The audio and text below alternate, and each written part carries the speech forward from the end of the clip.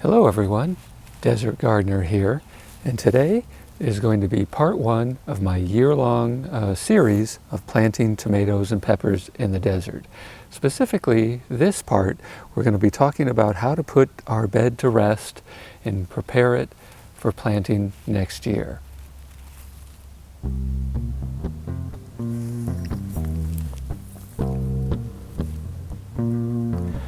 So it's early December here in the desert, and we've had a couple of hard frosts. So as you can see, the tomato and pepper plants are completely dead.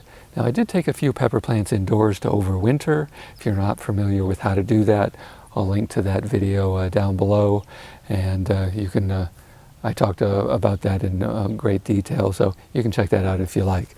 But today we're going to be talking about the tomato garden here. So the first thing you're going to need to do, or more specifically, the first thing you're going to not want to do is rip these tomato plants out of the ground. It's going to make a big mess, and it's back-breaking work. Literally. One year I pulled a muscle in my back trying to yank a tomato plant out of the ground. They have a pretty significant root system, so that can be difficult to do, and there's really no reason to do it.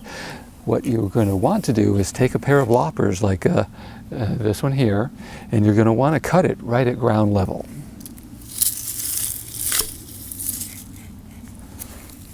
So now that we've done that, it's going to be very easy to just simply lift this up, throw the tomato plant in the compost pile, and store the tomato cage someplace for later in the year. Now once I do this to all the tomato plants, I'm then going to take a rake, similar to this one here, and I'm going to push any of the leftover wood chips that I was using for mulch, and I'm going to push it way back to the back up against the fence. Then I'm going to take a hula hoe or a reciprocating hoe like this one here, and I'm going to go over the whole garden, and I'm going to get rid of any weeds. I'm going to take it down to bare earth. Now this is the perfect time that if you feel you need to, you can put some compost or some worm castings on it. Now this bed I think did really well, so I don't think I'm going to do that here. But the other bed that's to the left over here I think needs a little bit more help, so I think I'm going to do that to that one. Then once that's done, I'm going to put fresh wood chips over the entire garden.